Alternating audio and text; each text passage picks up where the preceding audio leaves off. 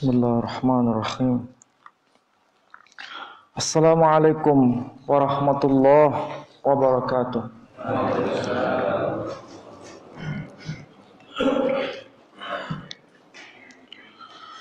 Alhamdulillahi haqqa hamdih. Alhamdulillahi wa kafa. Wassalatu wassalamu ala habibil mustafa Muhammadin wa ala alihi wa ashabihi wa sallama tasliman katsira. Faya ayuhan nas, faya ayyuhal hadirun, ittaqullaha haqqa tuqatih, fala tamutunna illa wa antum muslimun. Qala Allah tabaraka wa ta'ala fil Qur'anil aziz. A'udzu billahi minasy syaithanir rajim. Bismillahirrahmanirrahim. Wa in kuntum fi raibin mimma nazzalna 'ala 'abdina fa'tu bi surah min mithlih wad'u syuhada'akum min dunillahi in kuntum shadiqin. Al-ayah, sadaqallahul azim. Saudara-saudara yang berbahagia, alhamdulillah, kita panjatkan puji syukur kita kehadirat Allah Subhanahu wa taala sehingga kita masih bisa bersama-sama di tempat yang mulia ini. Mudah-mudahan langkah kaki kita ke tempat yang mulia ini semuanya mendapat rahmat dari Allah Subhanahu wa taala. Saudara-saudara sekalian, Allah Subhanahu wa ta'ala menganugerahkan keislaman kepada kita merupakan sebuah anugerah terbesar dalam hidup kita. Dan tentu saja Al-Quran merupakan sebuah bukti bagaimana cinta Allah kepada kita. Saudara-saudara sekalian, Islam sebagai agama, dan tentu saja Islam merupakan salah satu dari ajaran-ajaran agama di sekitar kita, merupakan agama yang patut kita renungkan sebagai sebuah keistimewaan untuk zaman kita sekarang. Mengapa saya katakan demikian? Karena Al-Quran sebagai kitab suci merupakan sebuah kitab yang bukan kitab sederhana, tetapi kitab yang amat rumit, kitab suci yang amat rumit, rumit dalam segala hal, tetapi semuanya bertujuan supaya kita mengenal bagaimana cinta Allah kepada kita.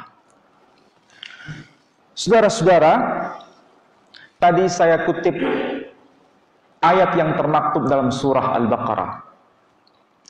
Ayat itu berbunyi, wa in kuntum fi raibim mimma nazzalna 'ala 'abdina fa'tu bi surah min mithlih wad'u syuhada'akum min dunillahi in kuntum shadiqin. Jika kalian, wahai manusia, ragu atas apa yang kami telah tanzilkan, kami telah wahyukan kepada hamba kami Muhammad sallallahu alaihi wasallam, maka buatlah sesuatu yang serupa dengan Quran meskipun hanya satu surah saja. Dan panggillah sekutu-sekutumu selain Allah tabaraka wa ta'ala bila kalian adalah orang-orang yang benar. Ini merupakan ayat yang sebetulnya menjadi renungan bagi siapapun yang mencoba untuk meragukan Quran. Dan sekaligus merupakan informasi di dalam ayat ini bahwa manusia itu pada hakikatnya, umumnya manusia itu ragu. Jadi umumnya manusia itu ragu, Allah pun tahu keraguan itu ada di dalam setiap hati manusia secara umum. Tapi Allah pun memberikan sebuah tantangan kepada mereka yang ragu, supaya mereka tidak ragu lagi. yakni tantangan berupa buatlah sesuatu yang serupa dengan Quran walaupun hanya satu surah saja. Tetapi Allah mengatakan dan sekaligus menggaransi bahwa bila manusia melakukan itu, pasti mereka tidak mungkin bisa melakukannya. Jadi ini semacam paradoks. Kalau bahasa kita menyebutnya paradoks. Dalam konteks ini saudara-saudara, kita harus mulai merenungkan sejenak. Satu hal yang pertama kali yang ingin saya sampaikan. Kita pasti mendengar tausiah dari para ustadz berkaitan dengan ayat yang sering diulang-ulang, yakni istilahnya sab'al mathani, kalau tidak keliru. Kira-kira tahu apa itu maknanya? Ada yang tahu? Apa itu maksudnya? 7 yang diulang-ulang. Apa itu maksudnya? Ternyata semua ulama-ulama kita terdahulu memberikan makna sederhana. Sekali lagi, memberikan makna sederhana itu berkaitan dengan 7 ayat yang diulang-ulang merujuk pada surah Al-Fatihah. Jadi 7 ayat yang diulang-ulang itu merujuk pada surah Al-Fatihah. Itu pemahaman klasik yang tentu saja ini dipahami secara benar dan tidak keliru, itu sudah benar. Tetapi ternyata saudara-saudara, lebih dahsyat dari itu sebetulnya. Jadi bukan sekedar 7 ayat yang diulang-ulang, tapi di sini merupakan sebuah pemahaman yang paling dasar. Tetapi sekarang justru terbukti itu berkaitan dengan keseluruhan Quran. Bukan hanya berkaitan pada Al-Fatihahnya saja. Kalau saya ingin menjelaskan, Quran itu terdiri atas 114 surah. Jadi Quran itu terdiri atas 114 surah. Kalau kita merenungkan maksud dari pernyataan Quran terdiri atas 114 surah, makna sederhananya memang Allah menurunkan jumlah surah di dalam Al-Quran jumlahnya 114. Hanya informasi sederhana itu. Sebagaimana Allah memberikan tantangan tadi, buatlah sesuatu yang serupa dengan Quran walaupun hanya satu surah saja. Dan Allah membuktikan kepada kita, baik mereka yang percaya terhadap Quran maupun yang tidak percaya dengan Quran, jumlahnya Quran ternyata memang betul 114 surah. Tapi coba perhatikan baik-baik. 114 surah itu ternyata memiliki pasangan antar surah. Jadi 114 surah itu ternyata memiliki pasangan antar surah. Surah yang terakhir itu terhubung dengan surah yang pertama. Yang awal berhubungan dengan yang akhir. Artinya surat Al-Fatihah itu berkaitan dengan surah An-Nas. Kemudian surah yang ke-113 berkaitan dengan surah yang kedua. Surah yang ke-111 berkaitan dengan surah yang ketiga. Seterusnya begitu sampai menuju pada puncaknya.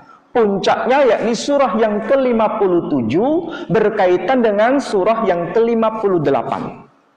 Kalau tidak percaya, silakan nanti di rumah, kalau sudah pulang dari sini, coba buat semacam bagan, perbandingan, pasangan antar surah itu.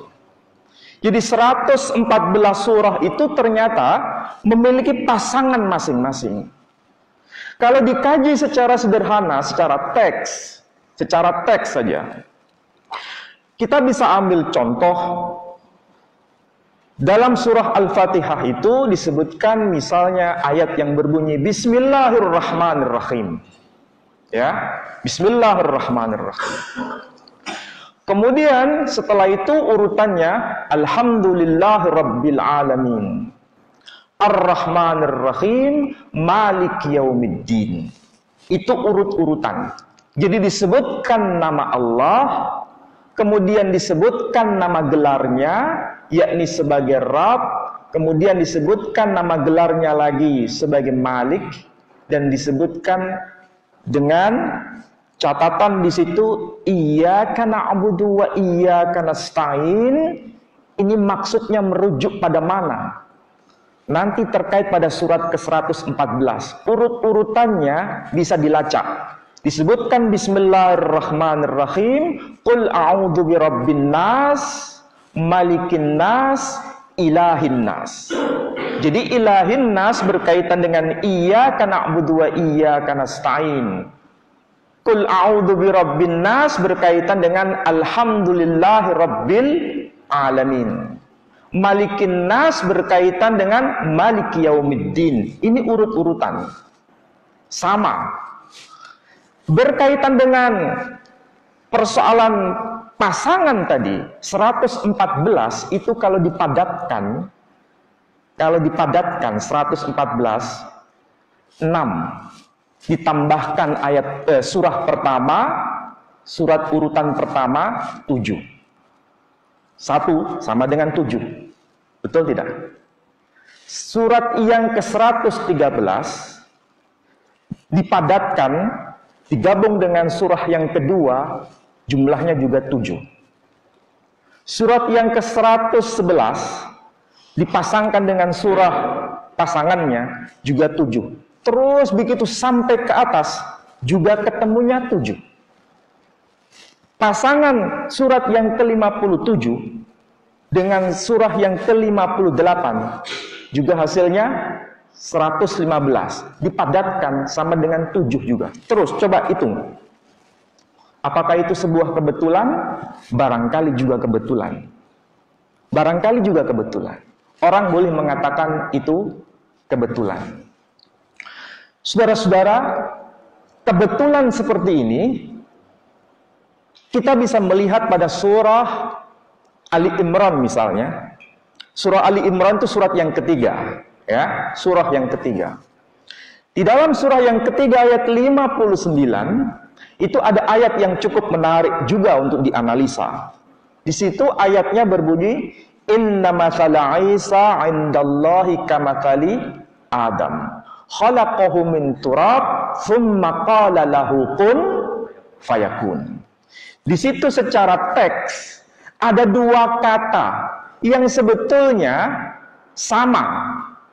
Tapi kita pasti bertanya, kenapa kata yang sama itu diulang 2 kali? Kenapa tidak cukup hanya sekali saja? Kata apa itu yang dimaksud? Yakni kata mafal. Mafal itu artinya perumpamaan. Makanya kalau diartikan ayat itu berbunyi, sesungguhnya permisalan Isa di sisi Allah itu sama dengan permisalan Adam dalam hal penciptaan. Khalaqahu min turab, diciptakan dari tanah, tsumma qala lahu kun fayakun. Kemudian Allah berkata, jadi, maka jadilah dia. Kembali pada pertanyaan saya tadi, dan kita pasti juga menimbulkan pertanyaan yang sama. Kenapa kata yang sama diulang 2 kali? Yakni kata masal. Kalau seandainya satu kata masal itu hilang, bunyinya inna masala Isa indallah ka Adam khalaqahu min turab tsumma qala lahu kun fayakun. Kira-kira kalau satu kata masal itu hilang, maksudnya sama atau berbeda? Jawabannya maksudnya sama. Jawabannya maksudnya sama. Jadi kata masal seandainya hilang, toh tidak merubah makna. Tetapi di sini kita bisa belajar. Kenapa kok dicantumkan 2 kali? Tidak hanya sekali saja. Ada apa di balik rahasia itu? Itu pertanyaannya. ternyata tidak sekedar makna perumpamaan dari kata masal. Karena kata masal ini terkait dengan kata yang mengikutinya, yakni merujuk pada dua nama person. Nama person siapa ini yang dimaksud? Yakni Adam dan Isa. Pertanyaan ini kemudian berlanjut. Kenapa Isa disandingkan dengan Adam? Kenapa bukan lain, nama yang lain? Misalnya Nuh, atau Ibrahim, atau Musa, atau Harun, atau lain-lain. Boleh tidak kita bertanya begini? Boleh. Karena Allah memberikan sebuah tantangan kepada kita untuk memecahkan sesuatu.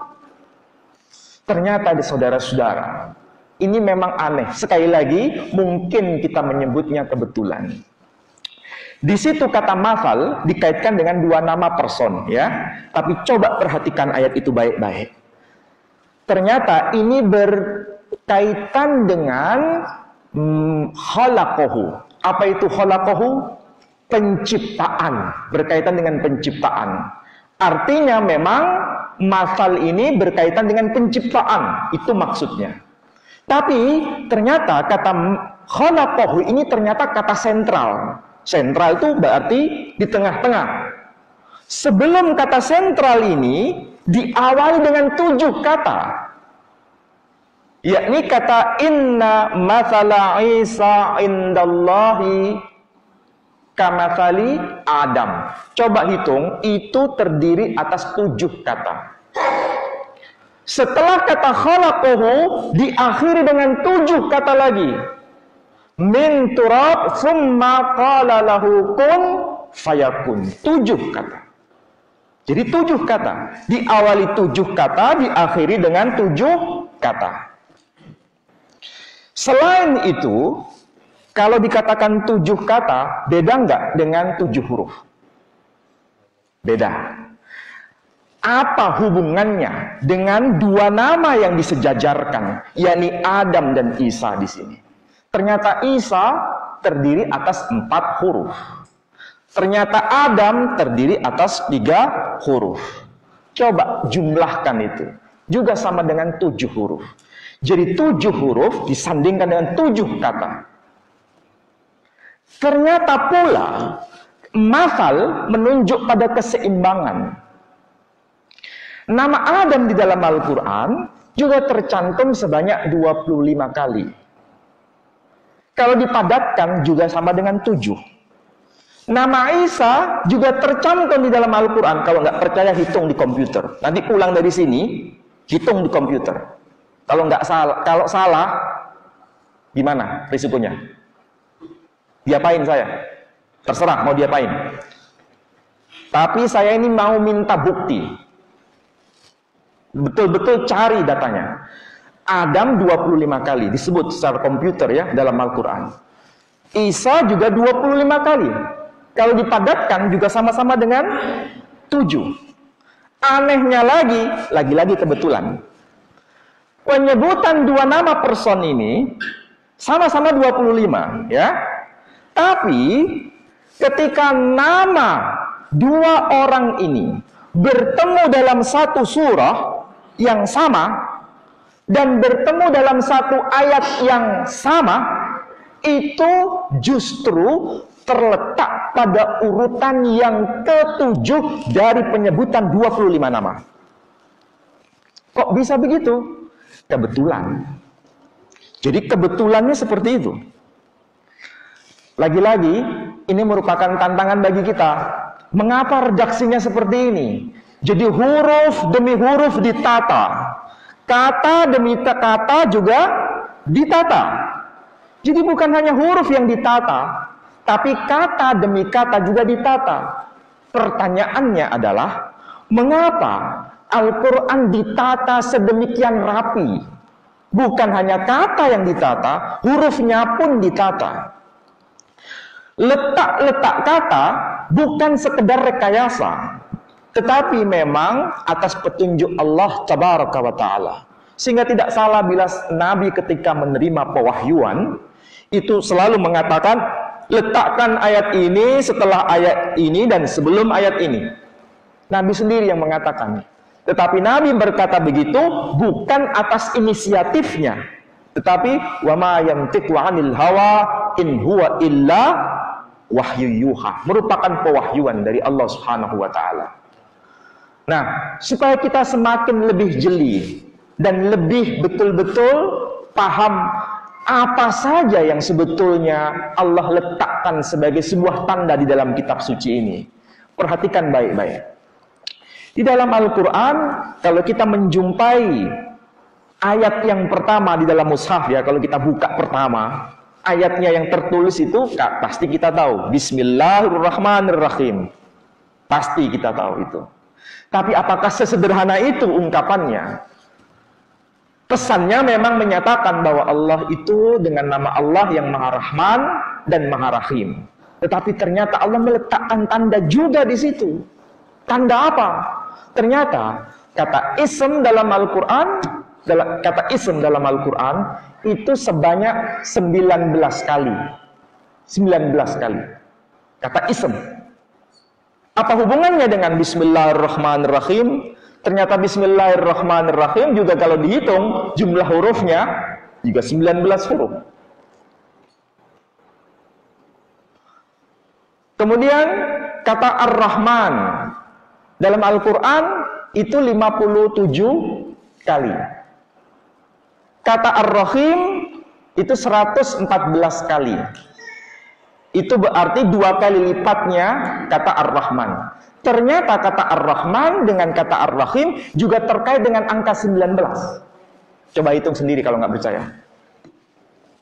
Apakah seperti itu Quran? Iya, Quran seperti itu.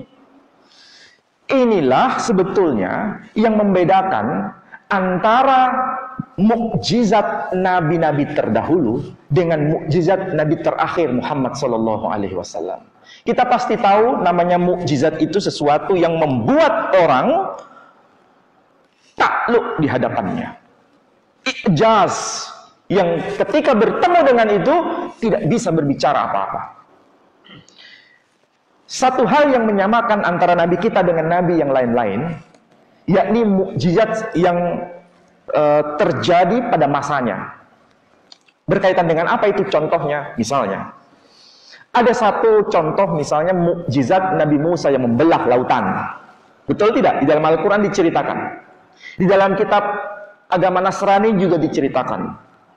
Di dalam kitab agama Yahudi juga diceritakan. Musa membelah lautan. Bahkan bukan hanya Musa yang membelah lautan. Krishna pun, tahu Krishna? Krishna tahu? Yang diimani oleh saudara kita penganut agama Hindu. Juga membelah lautan Yamuna. Dibelah lautan.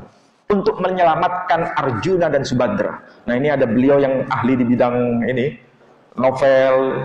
Nah ini Pak Puji ini. Kalau disebut Ramasinta beliau paham. Nah. Ini berkaitan dengan Mahabharata. Jadi Krishna bisa membelah lautan. Musa membelah lautan. Jadi ada sesuatu yang sama. Nabi Muhammad SAW memang tidak membelah lautan. Dia membelah bulan. Dan itu dicantumkan di dalam Al-Quran. Tapi kalau ditanya, ketika Musa membelah lautan, apakah sampai hari ini jejak belahan lautan itu bisa terverifikasi? Tidak bisa diverifikasi. Tahu maksudnya diverifikasi? Diuji ulang.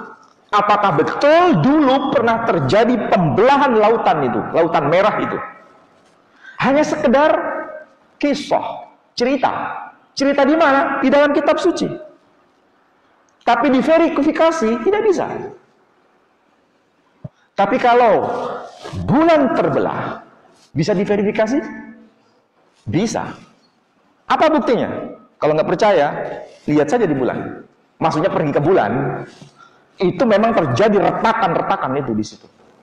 Artinya, memang ada sesuatu yang sama, tetapi tidak sesuatu yang serupa, tapi tidak sama. Nabi Isa alaihissalam bisa menghidupkan orang mati. Wa uhyil mauta biidznillah, dan menghidupkan orang mati. Tercantum di dalam Al-Quran. Kita harus imani itu. Ya, memang beliau pernah menghidupkan orang mati. Saudara kita pun mengimaninya, menghidupkan orang mati. Dan teksnya mengatakan talita qumi, artinya wahai anak perempuan, bangkitlah. Diimani oleh saudara kita. Tetapi bukan hanya di dalam Al-Quran dan di dalam kitab mereka.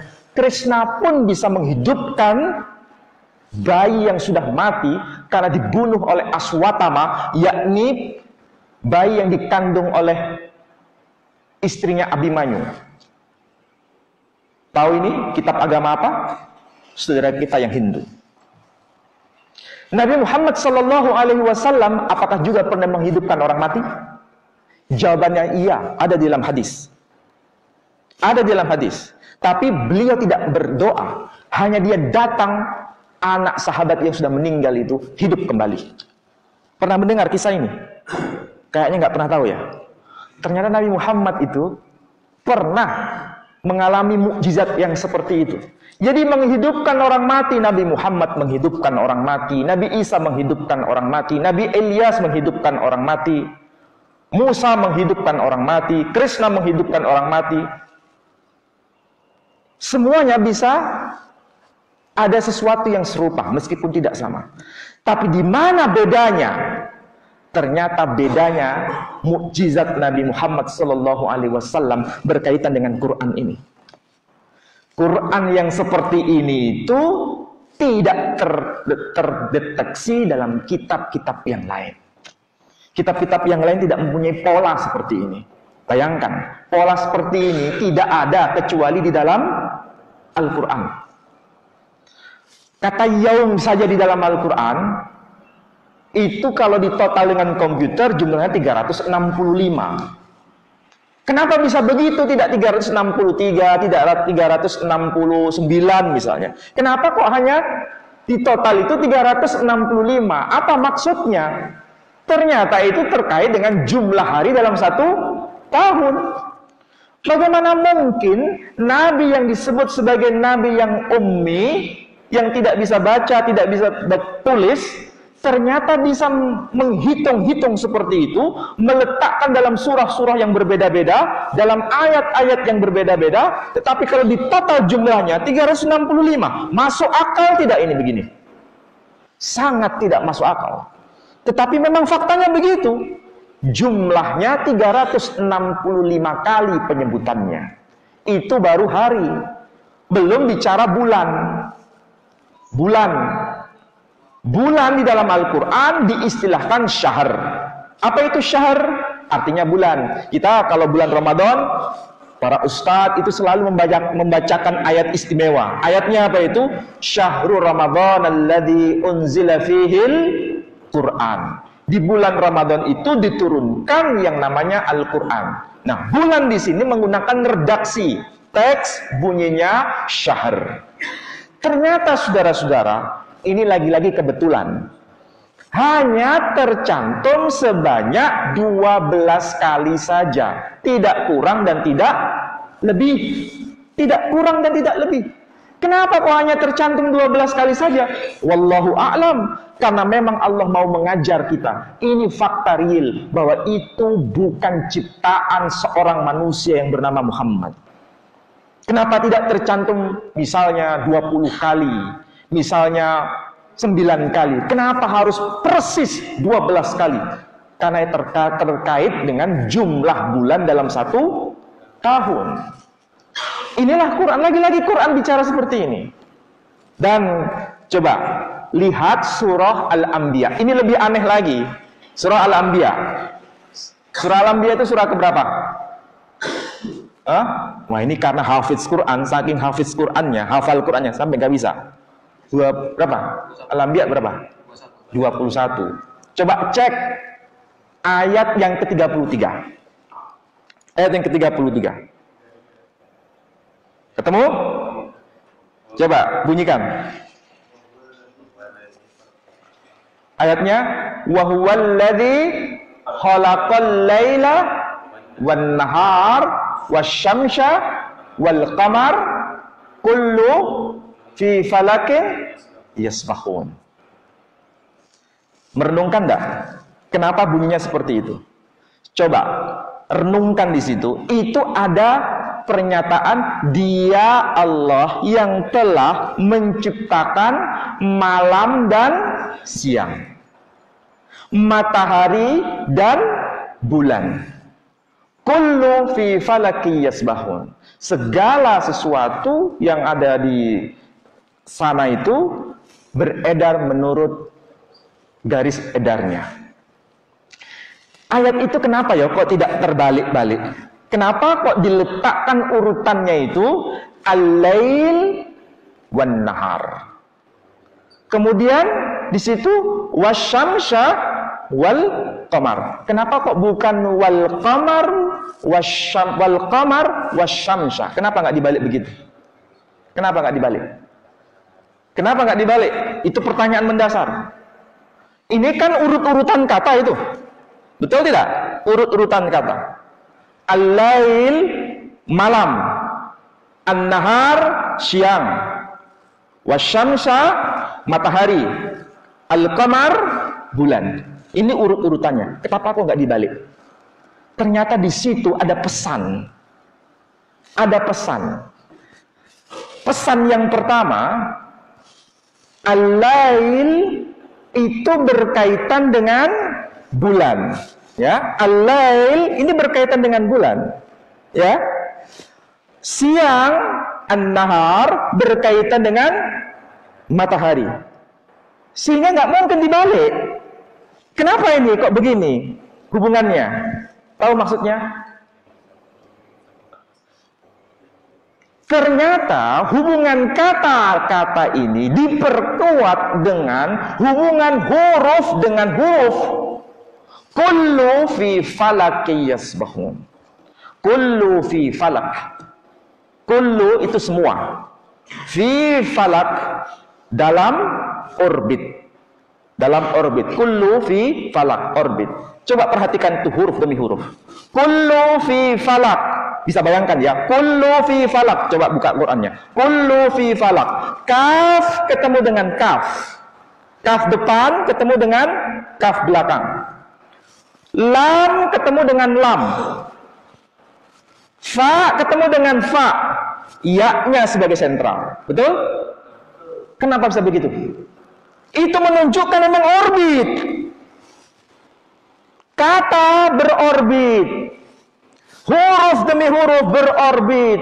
Itu cara Allah mengajarkan kepada manusia pada zamannya. Yang tidak ngerti apa-apa, sekarang mulai terkuat. Masih ngeyel kita sebagai manusia. Jadi kalimat-kalimat Quran tidak direkayasa karena kebetulan. Tetapi memang Allah sudah membuat pola-pola seperti ini. Bukan hanya kata per kata ditata, huruf per huruf pun ditata.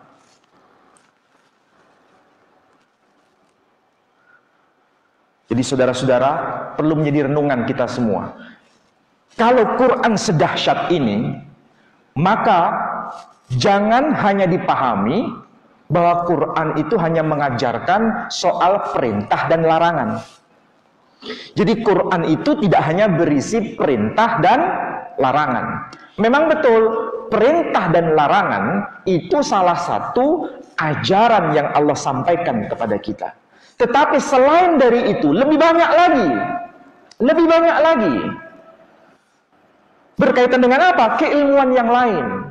Itulah sebabnya para ulama kita, para ulama-ulama terdahulu maksud saya, tidak hanya berkutat pada persoalan yang nuansanya perintah dan larangan, tetapi juga berkaitan dengan ilmu-ilmu yang lain. Sehingga tidak salah bila kita mendengar yang namanya abad pertengahan itu sebagai masa keemasan era Islam. Karena memang para ulama waktu itu mengkajinya sedetail itu dan serumit itu. Dari mana inspirasinya? Dari Al-Quran. Siapa yang menemukan astronomi? Muslim. Siapa yang menemukan angka? Muslim. Makanya kita mengenal angka di depan situ, itu yang disebut sebagai Arabic number.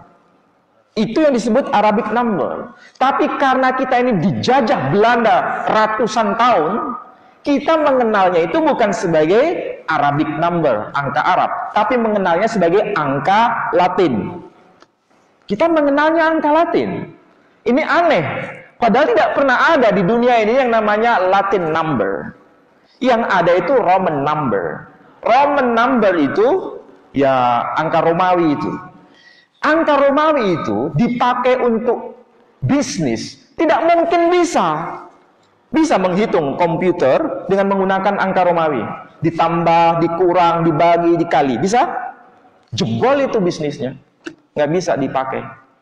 Yang hanya bisa dipakai dengan menggunakan angka model begitu. Yang disebut sebagai Arabic number. Tapi kita tidak pernah mendengar itu. Kenapa? Karena kita ditutup dengan tabir oleh kolonialisasi. Bahkan itu yang disebut sebagai algebra. Kita menyebutnya aljabar. Generasi beliau barangkali dulu mengenal itu dengan nama aljabar. Kita sekarang mengenalnya dengan nama matematika. Jejak Islamnya hilang. Jejak Islamnya hilang. Justru dikaburkan. Seakan-akan Islam itu tidak punya prestasi. Tidak punya sumbangan keilmuan apa-apa. Tetapi justru dari sini kita mulai mengembalikan itu supaya orang disadarkan. Jadi saudara-saudara penting sekali untuk memahami itu. Jadi sekali lagi kita harus belajar bahwa Al-Quran memberikan informasi detail itu. Yang terakhir, sebagai salah satu bentuk bahwa satu huruf pun itu ternyata memiliki tanda. Misalnya kata kufur dan kata iman. Kufur kaf fa ra. Iman alif ya mim alif nun. Ternyata berapa kali kata kufur itu diulang dan berapa kali kata iman itu diulang? Ternyata hanya 8 kali. Tapi kalau kata al-kufur dan al-iman ada al-nya, ya, ditambahkan alif dan lam. Itu masing-masing terulang sebanyak 17 kali. Kenapa seimbang? Al-iman dengan al-kufur, jumlahnya seimbang. Iman dengan kufur, jumlahnya seimbang. Allah memberikan tanda. Kalau tidak ada al-nya, jumlahnya sekian. Kalau ada al-nya, jumlahnya sekian. Siapa yang menentukan begini? Allah tabaraka wa ta'ala. Jadi bukan sia-sia Quran begini ini. Bahkan ya, Allah berkata, telah aku ciptakan langit ini sebanyak 7 lapis langit. Sab'a samawat. Sab'a itu 7. Samawat itu langit. Disebutkan itu. Anehnya saudara-saudara, sab'a samawat, 7 lapis langit. Kalimat seperti ini itu muncul di dalam Al-Quran sebanyak 7 kali, terulang dalam 7 surah dan 7 ayat. Mengapa bisa begini Quran? Kebetulan. Jadi jawabannya kebetulan sekali. Jadi mudah-mudahan dengan informasi seperti ini kita semakin mencintai Quran. Ini dunia tidak semakin mundur. Dunia itu semakin berkemajuan. Keislaman kita kan jangan mundur. Keislaman kita ini berkeislaman yang berkemajuan. Terus bertambah. Keilmuan itu tidak akan berhenti. Keilmuan itu semakin sempurna. Menuju pada zaman yang semakin akhir. Semakin sempurna. Jadi zaman kita ini nanti akan lebih sempurna lagi. Terus ke atas. Sampai masa yang akan datang. Menjelang ila yaumil qiyamah. Keilmuan itu begitu dahsyat. Semua akan terkuak. Jadi tidak ada yang lebih ragu lagi. Jadi sekali lagi, kalau kita tidak berlomba-lomba dengan zaman ini, ketinggalan betul. Jadi syukurilah dengan hadiah terbesar dari Allah Subhanahu wa ta'ala berupa Al-Quran ini. Karena mukjizat itu bukan hanya mukjizat fisik yang pernah dilakukan oleh Nabi. Tetapi ada satu mukjizat yang terus akan terungkap, yakni melalui Al-Quran ini. Dan tentu saja yang mengungkap adalah para ilmuwan yang mereka punya basic keilmuan mereka masing-masing. Dan kita tinggal menikmatinya. Tapi sekedar menikmati itu tidak bagus. Harus bisa melakukan eksplorasi, dan itu kewajiban kita. Dengan demikian saudara-saudara, iman kita semakin mantap, spiritual keagamaan kita semakin mantap, tapi kajian keilmuan kita juga semakin mantap. Jangan lupa, ini ada anak-anak muda, jangan sampai nanti loyo. Loyo dalam arti spiritualnya bagus, tapi keilmuannya rendah. Jangan sampai begitu. Atau sebaliknya, keilmuannya luar biasa, spiritualnya tidak jalan. Kita harus imbang dalam hidup ini. Spiritual dibangun bagus, intelektual dibangun bagus. Dengan demikian, kita mempersembahkan hidup kita untuk Allah, itu betul-betul lengkap dan sempurna. Ada nilai ruhani dan ada nilai jasmaninya. Mudah-mudahan apa yang saya sampaikan ini bermanfaat bagi saudara-saudara semua. Kalau ada yang mau tanya, silakan. Ya.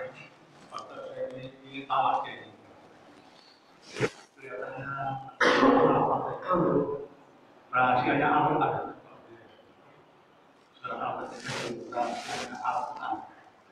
Kalau kita kaitkan dengan syarat itu semuanya jadi hal. Jadi kita mengajar Al-Quran kita bisa. Ya, memang surah Al-Fatihah itu merupakan inti dari semua yang termaktub di dalam Al-Quran. Itulah sebabnya disebut Al-Fatihah. Al-Fatihah itu apa? Pembukaan. Pembukaan itu apa? Kalau dalam keilmuan sekarang itu mirip dengan yang namanya summary. Jadi sebelum membaca skripsi, sebelum membaca tesis, sebelum membaca disertasi, ketika orang membaca namanya summary di depan itu, abstraknya ya, membaca abstraknya itu minimal langsung terbersit, oh intinya berkaitan dengan bla bla bla bla, berkaitan dengan ini dan itu, sebelum baca keseluruhan. Quran juga begitu. Sistematika Quran itu sistematika buku. Kalau saya katakan sistematika buku, maksudnya paham ya? Buku modern tuh sebetulnya merujuk pada apa yang telah disampaikan di dalam Al-Quran. Jadi ada abstraknya itu, pembukaannya itu, nanti baru terkait dengan isinya. Baru nanti muncul yang terakhir 114, itu kesimpulannya. Kesimpulannya apa? Mentauhidkan Allah Subhanahu wa taala. Intinya di situ. Berkaitan dengan apa? Surat An-Nas. Jadi relasi manusia dan relasi Tuhan, hubungan vertikal dan horizontal disebutkan di situ total semua. Jadi itulah inti dari pewahyuan Quran. Jadi sekali lagi, dengan membaca keseluruhan Quran, sama seperti kita membaca disertasi, sama seperti kita membaca skripsi, sama seperti kita membaca tesis. Polanya seperti itu. Ini luar biasa kalau Quran. Saya kira demikian ya, yang bisa saya jelaskan. Ya, silakan.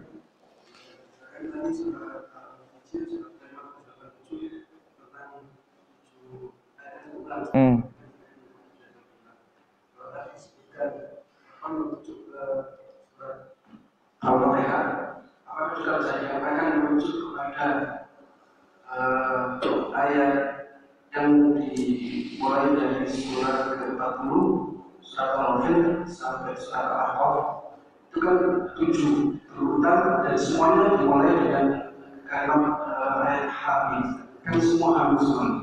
Mulai Al-Fil, Al-Sirat, Al-Shura, Al-Suruh, Al-Tuhan, Al-Jaziyah sampai Al-Ahqaf, itu kan semua 7 dan berurutan dan dimulai dengan ayat sama Hamid.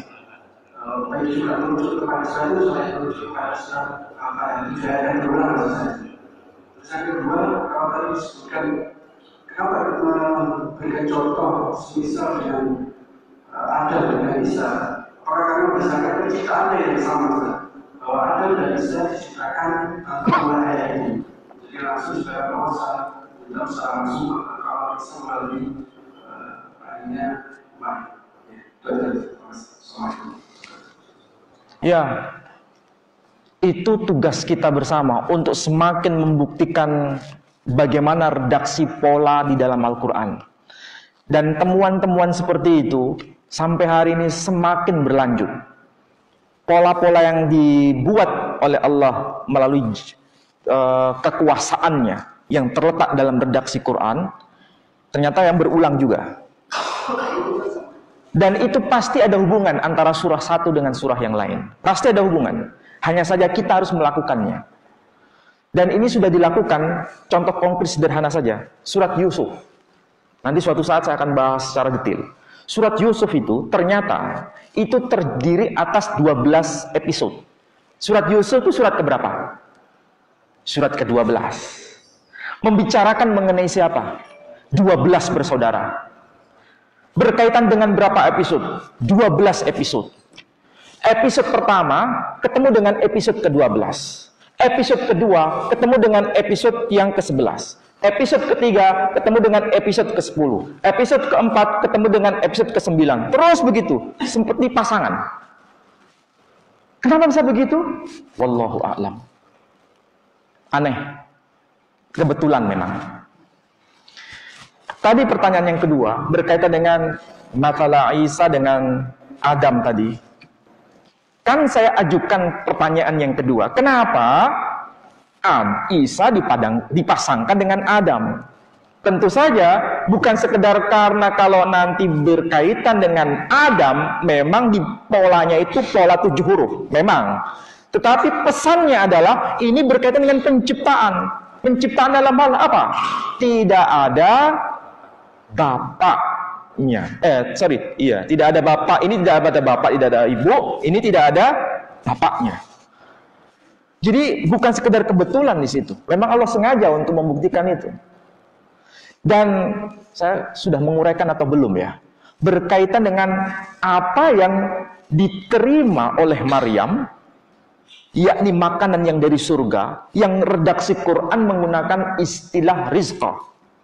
Jadi ketika Zakaria masuk ke dalam rumah suci Baitullah di situ, Maryam sudah menemukan yang namanya rizqa. Ketika Zakaria masuk ke situ, Zakaria berkata, "Anna laki hadza." Itu bukan pertanyaan biasa. Kalau bahasa Indonesianya terjemahannya biasa. Ini makanan dari mana? Kalau saya katakan makanan dari mana, ada sesuatu yang aneh enggak? Hanya biasa. Tapi kalau anna laki hada, ini pertanyaan itu bukan sekedar makanan ini dari mana. Kok bisa makanan ini ada di sini? Ini makanan bukan dari wilayah Palestina. Dan tidak pernah ketemu makanan seperti ini di Palestina. Dan ini juga bukan musimnya. Itu yang membuat dia pertanyaannya heran. Pertanyaannya di luar nalar, sehingga kalimat itu muncul pun di luar nalar. Kalimatnya anna laki hada terdiri atas 3 kata. Itu tercantum di dalam surah yang ketiga. Berbicara mengenai rizqa, makanan dari surga. Sementara hal yang sama, makanan dari surga diterima oleh Ibnu Maryam. Siapa itu Ibnu Maryam? Isa. Makanan dari surga. Dan makanan dari surga tidak menggunakan redaksi rizqa sebagaimana Maryam, tapi menggunakan redaksi Maidah. Itu tercantum dalam surat yang kelima. Coba perhatikan baik-baik. Berbicara mengenai makanan Maryam tercantum dalam surah yang ketiga. Berbicara mengenai makanan untuk Isa tercantum dalam surat yang kelima. Surat ketiga dengan surat yang kelima, kalau di total berapa? 8. Maryam di surah ketiga, Isa di surah kelima. Isa terdiri atas berapa kata? Berapa huruf? Isa 4 huruf. Maryam berapa huruf? 4 huruf. Kalau di total berapa? 8. Makanan dari surga untuk Maryam disebut dengan rizqa. Makanan untuk Isa putra Maryam disebut dengan Maidah. Kata Maidah dengan rizqa kalau di total jumlahnya juga sama, 8. Jadi surahnya juga 8, nama orangnya 8, makanan dari surga di total juga 8. Ini kebetulan? Saya tidak tahu, jawabannya memang begitu. Kenapa kok tidak tercantum di surat An-Nas misalnya? Kenapa kok tidak tercantum di surah Al-Baqarah surat yang kedua? Tetapi kenapa tercantum di surah yang kelima ketika bicara mengenai makanan surga untuk Isa? Kenapa tercantum di surah ketiga ketika bicara makanan dari surga untuk Maryam? Dan ketika nama dua orang ini di total jumlahnya sama dengan 8, sebagaimana nama Isa dalam hal penciptaan ditemukan dengan Adam jumlahnya juga 7. Kenapa bisa begitu? Wallahu a'lam. Itulah yang Allah ingin sampaikan kepada kita. Mudah-mudahan ini membuat kita semakin ingin tahu rahasia-rahasia di balik Quran. Mudah-mudahan kita semakin mencintai Quran. Makanya tidak salah ini. Sederhananya, kenapa Quran itu bisa dihafal? Karena huruf demi huruf ditata. Kata demi kata ditata. Tidak boleh dibolak-balik. Surah demi surah ditata. Siapa yang menata? Allah tabaraka wa ta'ala. Sehingga total semuanya disebut dalam Quran sehingga bisa dihafal oleh siapapun. Ngerti tidak mengerti semuanya bisa hafal. Mulai dari orang yang disebut syekh sampai anak yang usia 3-4 tahun mereka bisa hafal. Itulah yang namanya puzzle. Apa itu puzzle? Nah, anak-anak kecil pasti tahu puzzle itu apa. Inilah puzzle-nya Tuhan, puzzle-nya Allah Subhanahu wa taala. Mudah-mudahan manfaat dan saya akhiri dengan doa penutup majelis. Subhanakallahumma wa bihamdika asyhadu an la ilaha illa anta astaghfiruka wa atubu ilaik. Wassalamualaikum warahmatullahi wabarakatuh.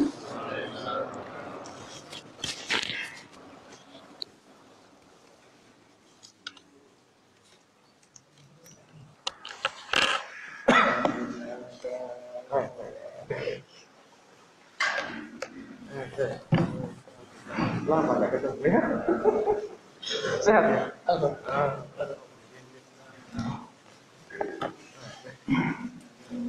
Boleh sedikit nanya? Ya. Oke, bahasa yang paling kita itu kan Allah, bahasa yang paling kita itu Allah. Apakah dengan pola yang sama kita bisa menemukan rahasia dari kata-kata Allah itu sendiri? Kalau dalam bahasa Arab itu yang namanya hisab al-jummal. Hisab al-jummal itu setiap huruf itu ada nilainya dalam bahasa Arab. Setiap huruf alif itu nilainya 1, huruf ba itu nilainya 2. Jadi setiap huruf punya nilai. Dan ini sudah ada sebelum era Islam.